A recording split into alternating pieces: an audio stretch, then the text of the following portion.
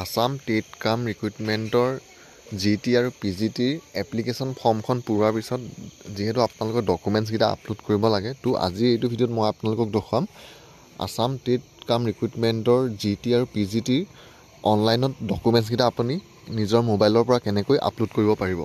তো ইয়াৰ কাৰণে প্ৰথম আপোনালোকে madhyamik.assam.gov.in ৱেবছাইটটোলৈ আহিব লাগিব আৰু এই ৱেবছাইটটোলৈ অহাৰ পিছত আপোনালোকৰ সন্মুখত এনেদৰে আহিব।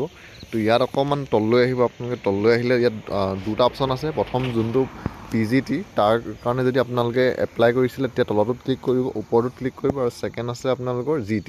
তো GTৰ কাৰণে আপোনালোকে তলটোত ক্লিক কৰিব। মই যিহেতু এইটো ভিডিঅ'ত আপোনালোকক GT দেখুৱাম, তো ইয়াত তলটোত ক্লিক কৰিম।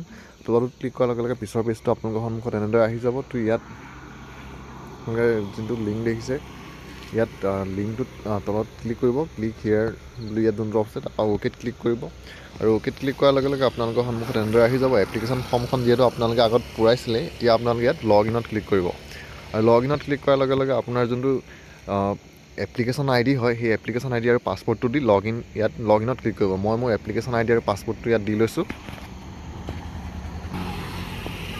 এপ্লিকেশ্যন ID আৰু পাছপৰ্টটো দি যেতিয়াই আপুনি ইয়াত লগ ইনত ক্লিক কৰিব, ইয়াৰ পিছৰ পেজটো আপোনালোকৰ সন্মুখত এনেদৰে আহিব। তো ইয়াত আপোনালোকে অলপ ওপৰৰ ফালে চালে দেখিব আপলোড ডকুমেণ্টছ বুলি এটা অপশ্যন আছে। আপোনালোকে আপলোড ডকুমেণ্টছত ক্লিক কৰিব আৰু যেতিয়াই আপুনি আপলোড ডকুমেণ্টছত ক্লিক কৰিব তেতিয়াই আপোনাৰ ডকুমেণ্টছ আপলোড কৰা অপশ্যনটো ইয়াত এনেদৰে আহি যাব। তো ইয়াত প্ৰথম আপোনালোকে যোনটো কিতাপ দিছিলে ইয়াত প্ৰথম দিব লাগিব HSLC এডমিট কাৰ্ড, তাৰপিছত 10 class HSLC marksheet, HSLC certificate, তাৰপিছত HSLC পিছত হায়াৰ ছেকেণ্ডেৰী এডমিট মাৰ্কশ্বিট, তাৰপিছত চাৰ্টিফিকেট, তাৰপিছত গ্ৰেজুৱেশ্যনৰ মাৰ্কশ্বিট, এডমিট কাৰ্ড, চাৰ্টিফিকেট, এই সকলোবিলাক দি তলত আপোনালোকে দিব লাগিব আধাৰ কাৰ্ড, তাৰপিছত আপোনালোকৰ এপইণ্টমেণ্ট লেটাৰ, তাৰপিছত আপোনালোকৰ দিব লাগিব জইনিং লেটাৰ। তো এইকেইটা দি আপোনালোকে ছাবমিটত ক্লিক কৰিব। তো এইকেইটা দিবলৈ হ'লে ইয়াত আপোনালোকৰ ছাইডতে যোনটো চ'ৰ্চ ফাইলৰ অপশ্যন আছে আপোনালোকে চ'ৰ্চ ফাইলত ক্লিক কৰিব আৰু চ'ৰ্চ ফাইলত ক্লিক কৰাৰ লগে লগে আপোনালোকে ইয়াত যোনটো ৰি আপলোড আছে আপলোডত ক্লিক কৰিব আৰু আপলোডত ক্লিক কৰাৰ